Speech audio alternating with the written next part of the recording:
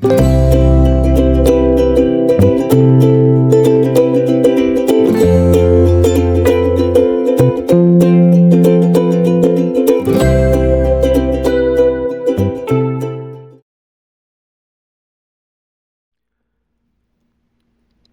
আলাইকুম সম্মানিত দর্শক, আজকে আমরা সাবজেক্ট, ভার্ব এবং টেন্স নিয়ে সংক্ষিপ্ত আলোচনা করব।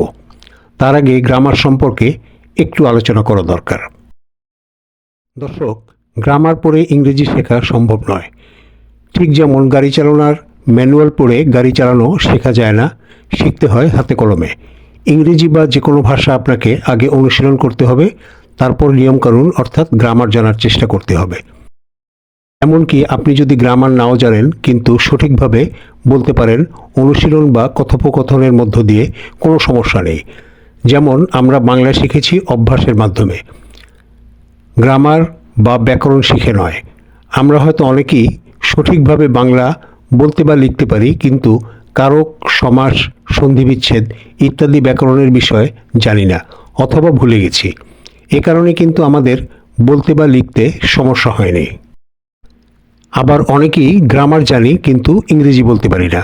যেমন আমরা জানি সাবজেক্ট যদি থার্ড পারসন সিঙ্গুলার নাম্বার হয়, তাহলে ভার্বের সাথে এস অথবা ইএস যোগ করতে হয়।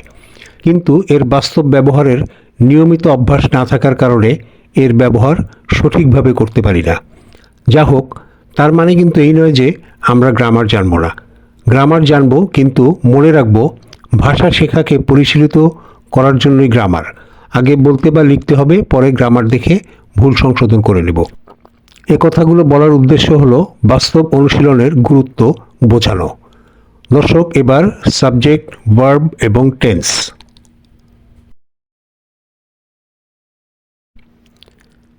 সাবজেক্ট, ভার্ব এবং tense. Russell goes to school. এই সেন্টেন্সে সাবজেক্ট রাসেল আর ভার্ব গো এর সাথে যোগ হয়েছে ইএস। কাজটি যে করে তাকে বলা হয় সাবজেক্ট, আর কাজকে বলা হয় ভার্ব। আর টেন্স হলো কাজের সময়, অর্থাৎ কাজটি হওয়ার কাল বা সময়। যা হোক, আমরা আজকে প্রেজেন্ট টেন্সের একটি রূপ নিয়ে আলোচনা করব। প্রেজেন্ট সিম্পল বা ইনডেফিনিট টেন্স, কাজের সময়, সাধারণ বর্তমান কাল বা সময়। I eat rice, we eat rice, you eat rice, you eat rice, he eats rice, they eat rice. দর্শক, সেন্টেন্সগুলো অত্যন্ত সহজ বিধায় অনুবাদ করা হলো না। এই সেন্টেন্সগুলো প্রেজেন্ট সিম্পল বা ইনডেফিনিট টেন্সের উদাহরণ। এখানে আমরা খেয়াল করব সাবজেক্ট যখন হি, কেবল তখন ভার্বের সাথে এস, হি ইটস যোগ হয়েছে।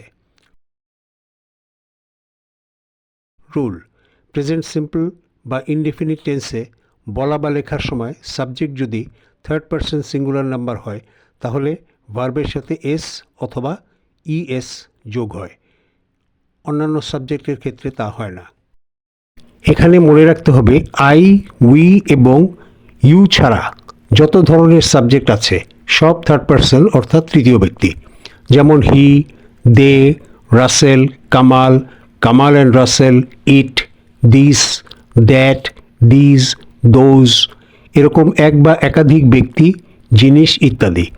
এই তৃতীয় ব্যক্তি বা জিনিস যখন একজন অথবা একটি জিনিস অর্থাৎ থার্ড পারসন সিঙ্গুলার নাম্বার হয়, যেমন রাসেল, কামাল, ইট, দিস, তখন ভার্বের সাথে এস অথবা ইএস যোগ হয়। দর্শক, আজ এ পর্যন্ত।